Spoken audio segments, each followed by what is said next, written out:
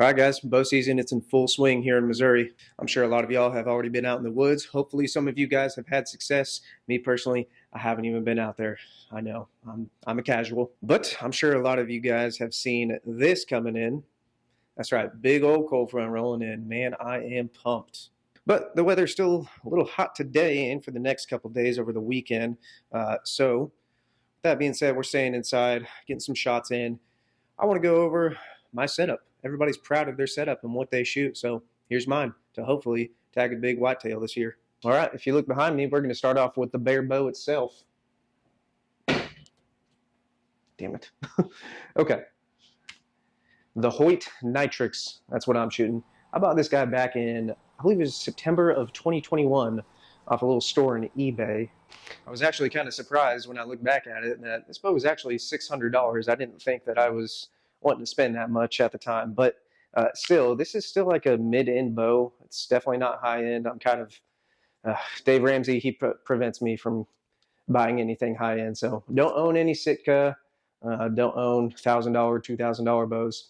That may be nice one day. Maybe one day I'll get that, but right now, I'm shooting just a kind of a mid-end bow. I love it. It does everything that I need it to do. All right, so the bow itself, it came bare bow whenever I purchased it. It did come with some string silencers and as well as some of the bow limb. What's the word for it? Limb vibration dampeners, if you will. There's a term for it. I can't think of it. So if you look here, it does have cable stops on it. I kind of wanted limb stops, but yeah, this has been treating me well. I can shoot it just fine. Maybe one day I'll upgrade too. I just feel like limb stops are a little bit better. I don't know why. I think so.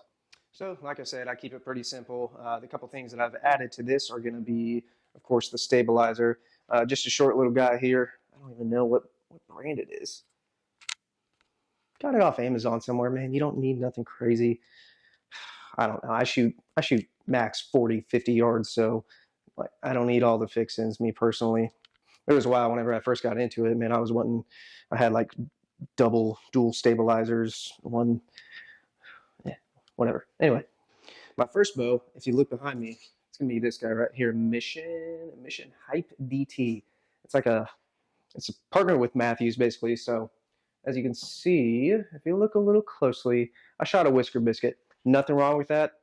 I think you can shoot plenty fine. There's plenty of other videos they've compared a whisker biscuit and a drop away rest. So I don't think there's much of a difference, especially when you're whitetail hunting. You're not shooting very far, in my opinion. Me, I'm not going to shoot past 50 yards. That's just, I'm just not too confident in that. On this one, I do have a drop away rest on it. Ripcord. I don't know. Was this QAD or is Ripcord the actual brand? Don't know. It's held up great in the past few years. I love it. Nice and quiet. Never had any problems with it whatsoever. So I'm going to keep shooting it. Moving on to the sight here, you'll notice, well, it doesn't match the bow. Nothing wrong with that, man. So it is a 5-pin fixed sight. Fixed 5-pin sight. So for me, right now, really all I'm shooting is going to be 20, 30, and 40-yard pin. I haven't played with these two at the bottom. I'm limited at my house. Man, I live in a neighborhood, so the max I can shoot is like 40 yards, and then if I do that, I got a small target. If I accidentally pull one, yank one, man, it's not gonna end well. But me personally, I'm a big fixed pin guy. When you're whitetail hunting, I don't see the need to shoot a single pin adjustable tape measure guy. Just me though. We're all entitled to our own opinions. Alrighty.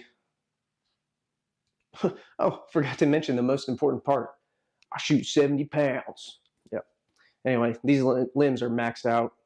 I think I've really stretched these limbs. I think if you put it on a scale, it'd probably get to like 75. But let me just take this moment to reiterate, you do not need 70 pounds to kill a white-tailed deer. We've all seen plenty of kids kill a deer with, I don't even know what the minimum poundage is, but 50 pounds, that's plenty. 70 pounds overkill? I wouldn't say overkill. I think Mr. Cameron Haynes, 90 pounds, might be a little overkill. But then again, that dude hunts elk and kills some big elk. So moving on to the quiver. I mean, I don't really even think I need to mention this. It's just a quiver, but Me personally, I like this guy. It's pretty cool. Trophy Ridge. I don't even know the name of it, man. Probably got this off Amazon too. Holds 1, 2, 3, 4, 5 arrows. Me personally, I only carry 3. I mean, it's plenty to me. And another cool feature that you get with this guy here. Look at that. Look at that. A little green light, so you can look in to see your broadheads for whatever reason. I don't know. But also, it's got another light. Check it out. Yep. So a lot of times when I'm walking in the deer stand in the dark, if I need, usually I know where I'm going. I hunt private land. We've been hunting the same farm for years now. But if I need a little light, or if it gets a little too scary, then yeah, I'll pop this guy on here. It's pretty nice. Pretty low light. It's pretty inconspicuous. So I like it. Let me know what you guys think. If you guys, I think this is also a bit of a debate in itself, but I don't think it matters that much as long as you're good at what you shoot. So yeah, this guy pops off here nice and easily. Now me, whenever I get in my deer stand, I take my quiver off. I just feel like it's less weight, and I think it makes it a little bit more accurate. I don't know. What do you guys think?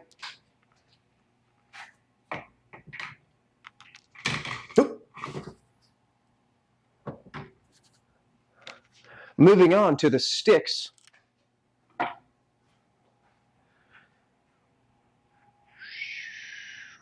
Focus, focus, focus. Come on, man. Come on, man. All right, I'm still working on my freaking videography skills or whatever. Easton FMJ 5mm 300 spawn. That's going to be 12 grains per inch. I'm a short guy. I have a short draw length, so I actually don't even know what this is. Let's measure it real quick.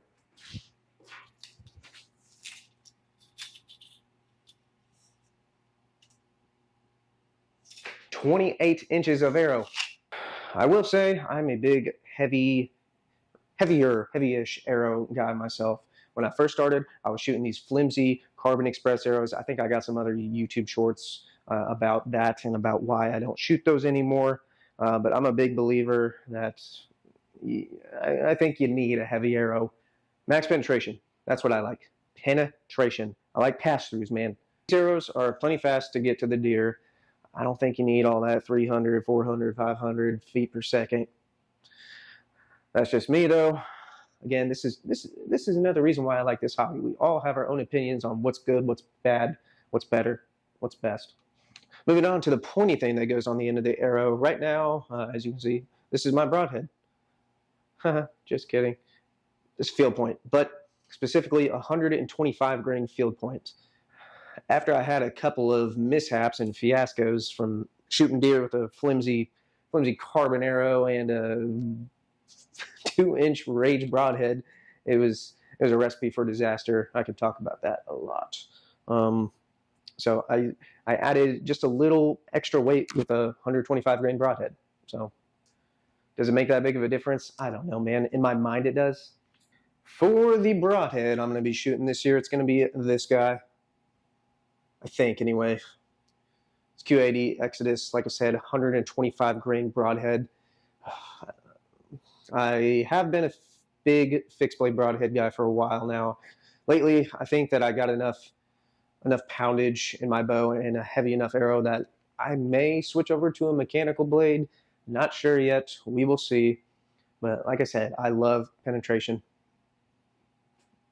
I just know one of my buddies is going to leave a comment down below. Penetration! All in all, the total arrow weight's going to be just a little under 500 grains, if I'm not mistaken. So there you have it. That's my setup for the year and for the past couple of years. The only thing that I'm really changing this year is going to be what's in my bag, and that's going to be this guy and you right there, the camera. I'm going to attempt to hopefully successfully get a kill on the camera this year. Wish me luck. If you guys have successfully done that, let me know any tips or tricks or what you recommend, specifically what lens you guys use. That's something I've been wondering. This Canon EOS M50 came with some stock lens, wide angle lens that doesn't give me a whole lot of zoom, so I'm thinking about upgrading. It's it's going to do the trick. It's going to be just fine, but I kind of want to upgrade just a little bit. Another point I want to throw out there is that if you have not decided to record your hunts, you should do it. I was in that same boat for a little while. I bought this camera like actually a year or two ago. Never really used it. I told myself I was going to start doing it, just never did it. So do it. It will be fun. Before we part ways, I want to reiterate one thing. You do not need an expensive setup to bow hunt. You don't need a $1,000 bow. You don't need the best arrows, the best broadhead, the best gear. No. All you need is a decent stick and string, a little bit of practice, and some patience. Just don't shoot a crossbow. I'm kidding. We don't roast each other here in the deer hunting community, all right? Maybe a little bit. It's all fun though. At the end of the day, that's what we're after, a little bit of fun. Hopefully a couple deer on the ground through the years. All right, boys, y'all get after it this cold front. Hope you have some success. Hope I have some success. And be safe out there.